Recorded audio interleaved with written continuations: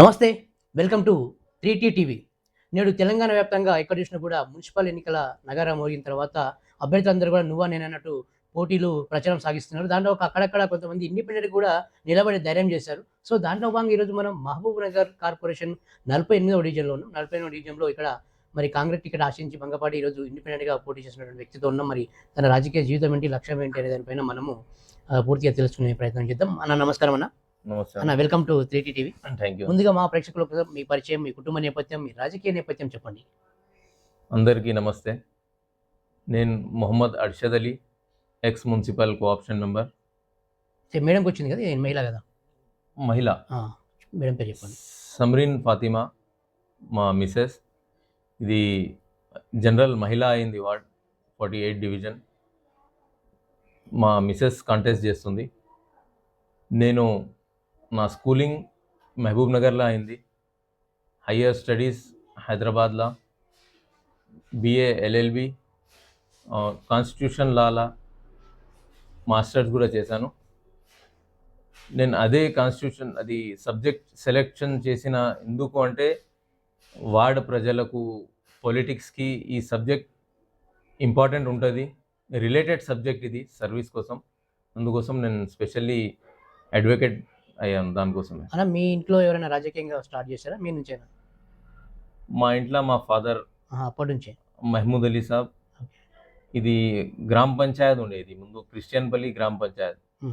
దాంట్లో ఒక 2 టర్మ్స్ ఉప సర్పంచ్గా ఎలెక్ట్ అయ్యారు. 2 సార్లు. ఓకే. తర్వాత మళ్ళీ ఇది గ్రామ పంచాయత్ నుంచి మున్సిపాలిటీలో మర్జ్ అయింది, కలిసింది. ఓకే. అప్పుడు మళ్ళీ ఒకసారి కౌన్సిలర్గా గెలిచారు. మళ్ళీ ఇప్పుడు నేను మున్సిపల్ కోఆప్షన్ మెంబర్ ఉండే లాస్ట్ టర్మ్. ఓకే. అన్ని విధాలుగా ఈ వార్డులో ప్రజలు మా ఎంబడి ఉన్నారు. అయితే ఫస్ట్ నుంచి కూడా మీరు రాజకీయంగా మీకు అనుభవం ఉంది. అంటే మీ ఫాదర్ 3 టైమ్స్, అంటే 2 సార్లు ఉప సర్పంచ్, ఒకసారి కౌన్సిలర్ కూడా చేశారు కదా. కౌన్సిలర్ కూడా. సో ఇప్పుడు మళ్ళీ మీరెందుకు రాజకీయాలకు వచ్చారు? నేను అదే ముందు నుంచి మా ఫాదర్ పని ఎట్లా చేస్తున్నారు, సర్వీస్ ఎట్లా చేస్తున్నారు, నేను ముందు నుంచి చూస్తున్నా. అదే చూసి అది మంచిగా అనిపించింది. పబ్లిక్ సర్వీస్ చేయాలి, మాకు భగవంతుడు మంచిగా పెట్టిండు ఫైనాన్షియల్లీ. పొలిటిక్స్లో పబ్లిక్ సర్వీస్ చేద్దాం. గవర్నమెంట్ స్కీమ్స్ ఏవి ఉంటాయి మా అక్క చెల్లెళ్ళకు, అన్నళ్ళకు, అవి మొత్తం ముట్టాలి. అది ముట్టాలి అంటే మేము కూడా ఒక ఎడ్యుకేటెడ్ పర్సన్ ఉండాలి. అది మేము తెలుసుకోవాలి, ఏమేమి స్కీమ్స్ ఉన్నాయి, మున్సిపల్ రూల్స్ ఏమున్నాయి, అవి తెలుసుకుంటేనే మేము వర్క్ దానిపైన స్టడీ చేస్తేనే మేము ప్రజల్లో పోవచ్చు, దానికి ఎక్స్ప్లెయిన్ చేయవచ్చు. అవి ప్రజలకి బెనిఫిట్ కూడా అవుతుంది. అయితే డాడీ ఫస్ట్ ఏ పార్టీలో ఉన్నారు ఆయన రాజకీయం? ముందు కాంగ్రెస్లో ఉండే, ముందు నుంచి ఉప సర్పంచ్ అయ్యిండు కాంగ్రెస్లోనే. మళ్ళా సెకండ్ టైం కూడా ఉప సర్పంచ్ అయ్యిండు. కౌన్సిలర్ కూడా కాంగ్రెస్ పార్టీలోనే అయ్యిండు. లాస్ట్ మినిస్టర్ సాబ్ ఫండ్ గురించి వార్డ్ డెవలప్ చేయాలి, అభివృద్ధి కావాలి అని టీఆర్ఎస్ జాయిన్ చేసిండే. నాన్న కూడా వెంబడి నేను కూడా ఉండే, నాన్నతో పాటు నేను కూడా ఉండే. తర్వాత మళ్ళీ ఎందుకు అప్పుడు, అంటే ఫస్ట్ కాంగ్రెస్లోనే డాడీ 2 సార్లు ఉప సర్పంచ్, ఒకసారి కౌన్సిలర్ కూడా కాంగ్రెస్ పార్టీనే చేసి మళ్ళీ ఎందుకు బీఆర్ఎస్ పార్టీ పోవాలనిపించింది? మరి బీఆర్ఎస్ పార్టీ నుంచి మళ్ళీ ఎందుకు కాంగ్రెస్లోకి వచ్చింది? పరిస్థితులు గెలిచినాక ప్రజలకి జవాబు ఇవ్వాలంటే ఫండ్ మాకు వస్తేనే పని చేయడానికి వస్తుంది. ఇప్పుడు ఆ పార్టీ మినిస్టర్ సాబ్ ఉండే, ఇప్పుడు బీఆర్ఎస్ ఉండే. ఇప్పుడు ఫండ్ కావాలి, మేము గెలిచి మళ్ళీ పబ్లిక్లో ఉండాలి, పబ్లిక్కి జవాబు ఇవ్వాలి. అందుకోసం ఆ పార్టీలో జాయిన్ అయినాం. పబ్లిక్ కోసమే ఆ పార్టీలో జాయిన్ అయినాం, వర్క్ కూడా చేసినాం. బీఆర్ఎస్లో ఇప్పుడు మీరు ఉన్నప్పుడు కౌన్సిలర్గా చేశారా? అంటే కాంగ్రెస్ ఉన్నప్పుడే కాంగ్రెస్గా ఉన్నప్పుడు మీరు ఏం అభివృద్ధి చేశారు మరి? ఇక్కడ ఎంప్లాయీస్ కాలనీ, అబ్దుల్ కలాం నగర్, ఇది ఉమర్ ఫారూక్ నగర్, ఇది బార్డర్ వస్తుంది, ఇది మదీనా బేకరీ సైడ్, ఈ ఏరియాస్ ఉన్నాయి. దాంట్లో maximum roads work, under drains అయినాయి, వాటర్ కనెక్షన్స్. ఇంతకుముందు మా ఫాదర్ కౌన్సిలర్ ఉన్న పీరియడ్లో ఇక్కడ చాలా డ్రాట్ ఉండే, వాటర్ షార్టేజ్. ఇక్కడ మర్లు అంటేనే వాటర్ షార్టేజ్. బోర్ వేస్తే కూడా ఒక 600 ఫీట్స్ వరకు నీళ్ళే రావు ఇక్కడ. సో అప్పుడు పబ్లిక్కి వాటర్ ఎట్లా సప్లై చేయాలి, మున్సిపల్ నుంచి 50 to 60 tankers per day supply day? చేస్తుండే పర్ డే 50-60. 50 to 60 అది నోట్ చేసి చేసి బుక్స్ నిండిపోయినాయి. సర్వీస్ అట్లా చేసినారు. పబ్లిక్ మాకు విశ్వాసం చేసి గెలిపితే మేము అట్లా సర్వీస్ చేయాలి అని మా ఫాదర్, అదే నేను చూసి నేను కూడా దాంట్లోకి కంటిన్యూ చేయాలని వచ్చిన. ఇప్పుడు పార్టీలా, కాంగ్రెస్ పార్టీలా నేను అనుకున్న టికెట్ వస్తుందని అనుకున్నా. అట్లా పార్టీలో ఏమైంది, ఏం పరిస్థితుల వల్ల ఇట్లా అయింది నాకు తెలియదు. దాని విషయంలో నేను డీప్లో పోకూడదు, ఎందుకంటే మేము పబ్లిక్తోనే కనెక్ట్ ఉన్నాం. నా భరోసా ఉంది, నేను ఇండిపెండెంట్ ఉండి కూడా వార్డులో ఉంటా, ఇక్కడ గెలుస్తా, గెలిచి మళ్ళా పబ్లిక్కి సర్వీస్ చేస్తాను. మీరు ఎల్ఎల్బి చేశారు కదా, అడ్వకేట్గా ఉంటారు. సార్. సో మీరు కోర్టులో ఏదైనా వాదించారా, లేకుంటే డైరెక్ట్ అప్పటి నుంచి కూడా పాలిటిక్స్లోనే ఉన్నారా? నేను హైకోర్టు, నాంపల్లి క్రిమినల్ కోర్టులో ప్రాక్టీస్ చేసిన. తర్వాత అక్కడ చేసిన తర్వాత మహబూబ్ నగర్ వచ్చిన. ఇక్కడ మున్సిపల్ కోఆప్షన్ మెంబర్ అవకాశం దొరికింది.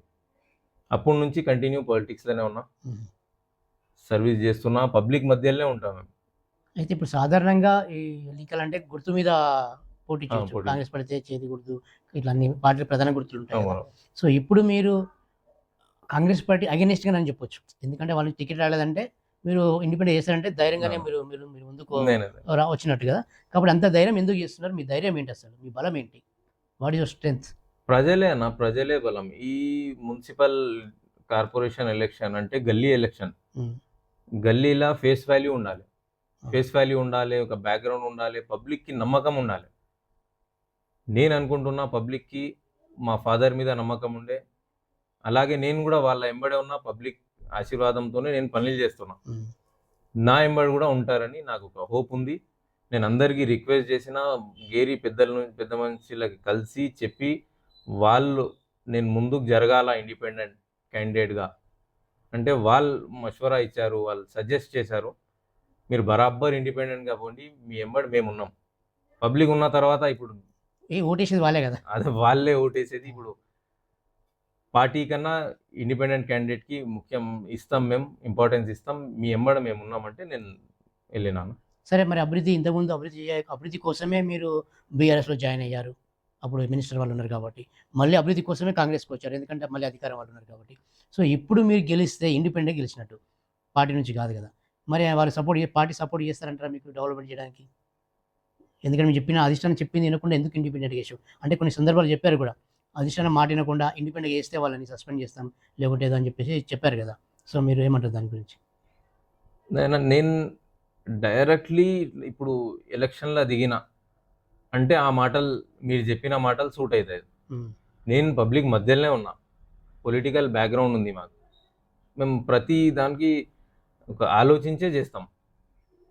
అదే భరోసాతోన నేను వచ్చిన. నేను డైరెక్ట్లీ వచ్చి ఎలక్షన్ కాంటెస్ట్ చేస్తున్నా, పార్టీకి అగెన్స్ట్గా వచ్చిన అట్లా ఏం లేదు. నేను ఇప్పుడు ఇండిపెండెంట్గా నేను గెలుస్తా అని నాకు విశ్వాసం ఉంది, ప్రజల మీద విశ్వాసం ఉంది. అయితే మరి మీ డివిజన్లో ఉన్న ప్రధాన సమస్యలు ఏంటి, ప్రాబ్లమ్స్ ఏమున్నాయి ఇక్కడ సార్, ఇది గ్రామ పంచాయత్ క్రిస్టియన్పల్లి నుంచి ఇక్కడ కలిసింది మున్సిపాలిటీలో, అందుకోసం ఇక్కడ వర్క్స్ పెండింగ్ ఉండే. లాస్ట్ 2 yearsలో నేను యాజ్ మున్సిపల్ కోఆప్షన్ మెంబర్ ఇక్కడ మదీనా బేకరీ అని ఉంటుంది, దాని ఎన్కిల్ సైడ్ రోడ్స్, అండర్ డ్రైన్, ఇంకా ఎంప్లాయీస్ కాలనీలో ఒక అంగన్వాడీ స్కూల్ ఉంది, గుడి ఉంది. అంగన్వాడీ స్కూల్ కంపౌండ్ వాల్ కోసం 5 lakhs rupees, road number 5, road number 7, ఇట్లా ఎన్నో రోడ్స్ ఎంప్లాయీస్ కాలనీలో.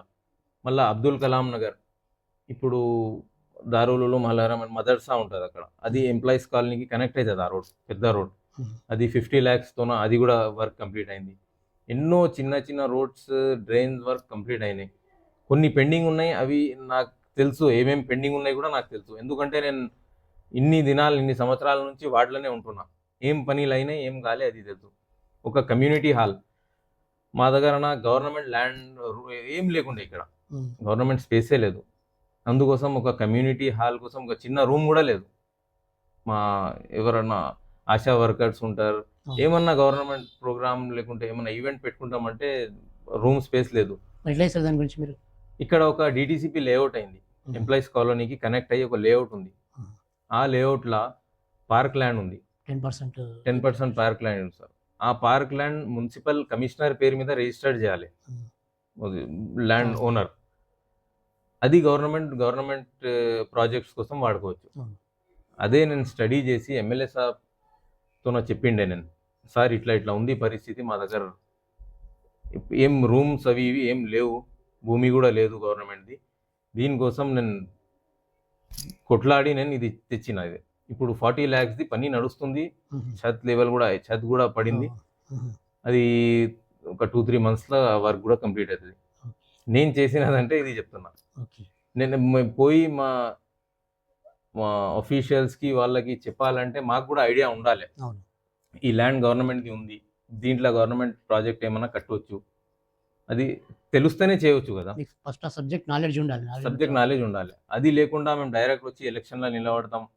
15 డేస్ మార్కెట్ ఇది. అవును. దీంట్లో అటు ఇటు అయితది గానీ, తర్వాత అయితే ప్రజలకు తెలుసు ఎవరు గ్రౌండ్ మీద ఉంటారు, ఎవరు పని చేస్తారు. అయితే మీరిప్పుడు ఒకవేళ గెలిస్తే మళ్ళీ కాంగ్రెస్ పార్టీలో కలుస్తారా? లేకుంటే ఇండిపెండెంట్‌గానే ఫైట్ చేస్తారా? సార్ ఇప్పుడైతే అది ఆలోచించలేదు సార్. ముందు గెలుపు కోసం ట్రై చేద్దాం. హ్మ్. గెలుస్తే దాని తర్వాత ఆలోచించాలి. ఒకవేళ ఇప్పుడైతే ఎలక్షన్ మీదనే ఒకవేళ ఫోకస్. ఓడిపోతే ప్రజలతోనే ఉంటారా? లేకపోతే బరాబర్ సైలెంట్ అయిపోతారా? ప్రజలతోనే ఉండాలని ఈ డిసిషన్ తీసుకున్నాను. నేను పార్టీ వేరే వాళ్ళకి టికెట్ ఇచ్చింది అని నేను వాడు ఇడిసి లేకుంటే వాడికి ఇగ్నోర్ చేసి నేను వెళ్ళిపోలే. ప్రజల్లో ఉండాలి అని ఈ డెసిషన్ తీసుకున్నా. ప్రజలు కూడా నాకు చెప్పినారు. హ్మ్. నువ్వు ఇట్లా సజెషన్ తీసుకోకు. ఇట్లా ఇడిసి పెట్టాలి వాడికి అట్లా ఏం అనుకోకూడదు. అంటే నేను గట్టిగా డిసైడ్ అయ్యి నిలబడిన. ప్రజల ప్రేమ ఉంది అయితే. ప్రజల ప్రేమ 100% ఉంది సార్. మీరు సర్వే చేయాలి. వార్డ్‌లో మీరు ఇప్పుడు పోతున్నప్పుడు కూడా సర్వే చేయాలి మీకు తెలుస్తది. అయితే ఇప్పుడు మీరు ప్రచారం చేస్తున్నారా? స్టార్ట్ చేశారా? స్టార్ట్ చేసినాం. డోర్ డోర్ వెళ్లారా? వెళ్తున్నాం సార్. వెళ్లారా? వెళ్ళాలి. ఎట్లా ఉంది రెస్పాన్స్ ప్రజలది? మంచిగుంది సార్. ఏమంటున్నారు? మంచిగుంది. నేను ఈ టికెట్ డిస్కషన్ ముందే నేను అందరితోనే కలిసిన. హుహు. ఆ పాజిటివ్‌నెస్‌తోనే నేను ఈ డిసిషన్ తీసుకున్నా. ఆహా! ఇప్పుడైతే నాకు సింబల్ నిన్న వచ్చింది సింబల్. హుహు. సింబల్‌గానే వచ్చి నేను అండర్ గ్రౌండ్ వర్కింగ్ అయితే నడిచింది.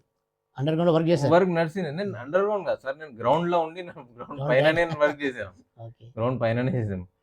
సో ఇప్పుడు మీకు చేతి గుర్తు కాకుండా బ్యాట్ గుర్తు వచ్చింది. సార్ మరి బ్యాట్ గుర్తుతో ఏ సమస్యలు కొడతారు మీరు? బ్యాడ్ చాలా సమస్యలు ఉన్నాయి. అదే చెప్తున్నా కదా సార్. 100 డేస్ ఫస్ట్ మీరు గెలిస్తే 100 డేస్‌లో మీరు ఫస్ట్ చేసే ఒక 2, 3 పనులు ఏంటి? అభివృద్ధి పనులు. ఫస్ట్ ఈ డివిజన్‌లో. నేను ఇప్పుడు వార్డ్‌లో కొన్ని రోడ్స్ ఇష్యూస్ ఉన్నాయి. హ్మ్. ఆ రోడ్‌కి అండర్‌టైన్ చేసి రోడ్ వేయాలి. ఎందుకంటే వాళ్ళు ఇల్లు కట్టుకొని ఎన్నో సంవత్సరాలు అయినాయి కానీ మా బడ్జెట్ ఇక్కడ సెట్ కాదు ఇక్కడ ఈ వార్డ్‌లో. హ్మ్. కచ్చా రోడ్స్ ఎక్కువ ఉన్నాయి. హ్మ్. వాళ్ళకి ఫస్ట్ రిలాక్సేషన్ ఇవ్వాలంటే వాళ్ళకి సాటిస్ఫై చేయాలి. రోడ్స్ వేయాలి, అండర్‌టైన్ చేయాలి వాళ్ళకి. అవును. మెయిన్ సమస్య. మళ్ళా సెకండరీ ఏమన్నా అది ప్యాచ్ వర్క్స్ ఉంటాయి. రోడ్ డ్యామేజ్ అవుతది. ఆల్రెడీ రోడ్ ఉన్న చోటు లెవెల్ చేయాలి. దానిపైన సెకండరీ గానీ ఫస్ట్ ఎక్కడ కచ్చా రోడ్స్ ఉన్నాయి, ఎక్కడెక్కడ చాలా ఇబ్బంది ఉంది అక్కడ చేయాలని నేను అనుకుంటున్నాను. అయితే మీరు యూత్ ఇంకా పెద్దగా అనుభవం ఉండి ఏదైనా యూత్ ఉన్నారు. మేడంకు మేము మహిళకు వచ్చింది కాబట్టి మేడం కూడా మహిళ నుంచి ప్రాతినిధ్యం వహిస్తారు. అయితే మీరు గెలిస్తే మహిళలకు ఏ విధమైన సపోర్ట్ ఉంటది? యూత్‌కి ఏ విధంగా సపోర్ట్ ఉంటది? ఇప్పుడు ఈ కమ్యూనిటీ హాల్ కడుతున్నది మహిళా కమ్యూనిటీ హాలే ఉంది పేరు. ఆ! అది మహిళలదే. ఓకే. మహిళల కోసమే అది. అది ఒక పెద్ద ప్రాజెక్ట్. అది నడుస్తుంది, అయిపోతదది. హ్మ్.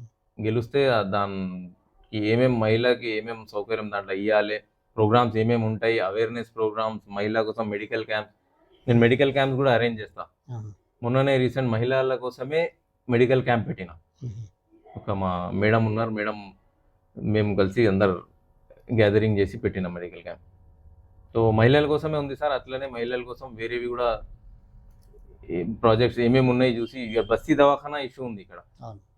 మా దగ్గర కొంచెం బస్తీ ఏరియా ఉంది స్లమ్. అక్కడ బస్తీ దవాఖానా కోసం నేను డిఎంఎన్హెచ్ఓ సార్‌తోనే కలిసి మాట్లాడితే గవర్నమెంట్ హాస్పిటల్‌కి ఇక్కడ మా వార్డ్‌కి ఎక్కువ డిస్టెన్స్ లేదు. అందుకోసం ఆ విషయంలో కొంచెం డిలే అవుతుంది. నేను సార్ ఎంబడే ఉన్నా. నేను ఎట్లన్నా చేసి బస్తీ దవాఖానా లేకుంటే ఏదన్నా alternate medical aid, first aid లాగా ఒక క్లినిక్ అన్నా పెట్టి ఈ మా వార్డ్ ప్రజలకు సర్వీస్ చేయాలనుకుంటున్నాను. మీరు రాజకీయాల్లోకి రావడానికి ఎవరు ఇన్స్పిరేషన్ మీకు అసలు? సో నేను అదే చెప్తున్నా కదా సార్. నేను నా చైల్డ్‌హుడ్ నుంచి మా ఫాదర్‌కే చూశాను. హుహు. ఆయన సర్వీస్ చేసిండు. ఆయన ఎంబడే ఆయననే ఉన్నా. ఇన్స్పిరేషన్ అంటారు. ఆయననే ఇన్స్పిరేషన్ నాకైతే. అంటే డ్యాడీ కాకుండా ఇంకెవరైనా మామూలుగా పార్టీలకు అతీతంగా మంచి నాయకుడు మీ దృష్టిలో ఎవరు మీకు ఇష్టమైన నాయకుడు ఎవరు? ఇప్పుడు వైఎస్ రాజశేఖర్ రెడ్డి సాబ్ ఉండే, అట్లా ఉన్నారు సార్ ఉన్నారు. మరి మీ కాలనీ డివిజన్, మీ డివిజన్ ప్రజలను ఉద్దేశించి మీరు ఏం మెసేజ్ ఇస్తారు? అందరికీ నమస్కారం. నేను 48 డివిజన్ నుంచి ఇండిపెండెంట్ క్యాండిడేట్గా మీ ముందు వస్తున్నాను. నా గుర్తు బ్యాట్ ఉంది. నా మిసెస్ సమ్రీన్ ఫాతిమా ఇక్కడ నుంచి కంటెస్టింగ్ క్యాండిడేట్ ఉంటారు. నేను మీ అందరికీ కలిసినా మళ్ళీ ఒకసారి కలిసి రిక్వెస్ట్ చేస్తా. ఇప్పుడు ప్రస్తుతం ఈ ఛానల్ ద్వారా మీతో నా రిక్వెస్ట్ చేస్తున్నాను. మీరు చూడండి, మీ ముందల ఇంతకుముందు ఎవరు వర్క్ చేశారు, మీకు ఎవరి మీద విశ్వాసం ఉంది, అది ఆలోచించి ఒక ఎడ్యుకేటెడ్ యంగ్ ఒక క్యాండిడేట్కి గెలిపియాలి అని నేను మీకు రిక్వెస్ట్ చేస్తున్నాను. నా విజ్ఞప్తి, మీరు ఆలోచించి మీ ఓట్ వేయండి.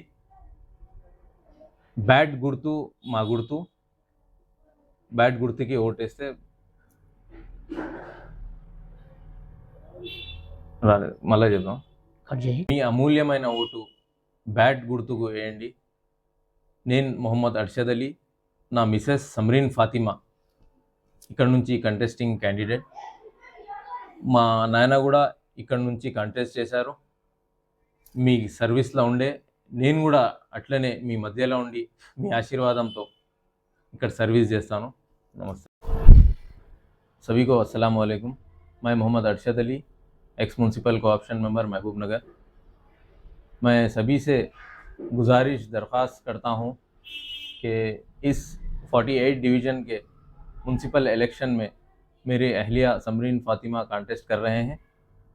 मैं आपसे अदबन गुजारिश करता हूं कि आप कैंडिडेट को, मैं हूं या मेरे वालिद मोहम्मद महमूद अली साहब है, जो कई बरसों से आवाम की खिदमत, इस वार्ड की खिदमत करते आ रहे हैं. आप लोगों ने उनको मौका दिया था, जो इतना सारा पीरियड वो खिदमत कर सके हैं. मैं आपसे गुजारिश करता हूं कि अब मुझे भी ऐसा मौका दें कि मैं आप लोगों के साथ रह के काम करूं. आप बेहतरीन तरीके से आप जानते हैं कि आप कौन सा कैंडिडेट आपके बीच में था और कौन सा कैंडिडेट आपके बीच में रहेगा. तो ये एक जहन में रखते हुए कि एक जो कैंडिडेट काम कर सकता है, जिसको खिदमत का जज्बा है, जो जीतने से पहले भी ओहदे में ना रहते हुए भी, जो इलेक्टेड पोस्ट पे ना रहते हुए भी आप लोगों के बीच में था, जितना हो सका उतना कोशिश किया हूँ. और अगर मुझे इलेक्ट करेंगे तो मैं तकरीबन जो भी मसाइल है इस वार्ड के, मैं उन सबको डेवलपमेंट करूँगा. और मुझे आप लोगों पर भरोसा है और मैं उम्मीद करता हूं कि आप मेरे साथ रहेंगे. शुक्रिया. ఎంతసేపు వచ్చింది చూశారు కదా. ఈరోజు 48th డివిజన్లో ధైర్యంగా ఇండిపెండెంట్గా ప్రజల ముందుకు వచ్చి ప్రజలు ఆదరిస్తారనే నమ్మకంతో ఈరోజు బ్యాట్ గుర్తుతో నిలబడ్డారు. మరి తను గెలిస్తే ఖచ్చితంగా మా నాన్నగారి ఆదర్శంగా అనేక సర్వీస్ చేశారు. నేను కూడా అదేవిధంగా ప్రజలకు సర్వీస్ చేస్తాను కాబట్టి ఖచ్చితంగా నాకు ఓటు వేస్తారు, గెలిపిస్తారనే నమ్మకంతో ఈరోజు ఇండిపెండెంట్గా పోటీ చేస్తున్నాను. ఓటుతో మార్పు, సేవతో అభివృద్ధి అనే ఒక నినాదంతో వాళ్ళు ప్రజలకు వస్తున్నారు. మరి ప్రజలు ఆశీర్వదిస్తారా, ఎవరికి ఓటు వేస్తారో, ఎవరిని గెలిపిస్తారో ప్రజల చేతిలో ఉంది. కాబట్టి 13వ తారీఖు వరకు వేచి చూద్దాం.